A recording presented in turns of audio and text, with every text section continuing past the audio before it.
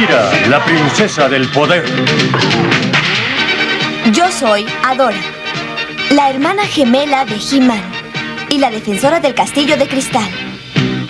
Este es mi amado corcel, Swiftwing. Secretos fabulosos me fueron revelados el día que sostuve mi espada en alto y dije: ¡por el poder de Grayskull!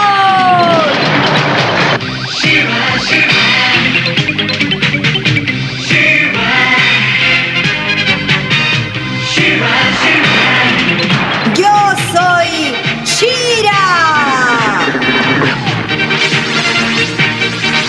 Solo unos cuantos saben el secreto. Entre ellos están Light Hope, Madame Razz y Cole.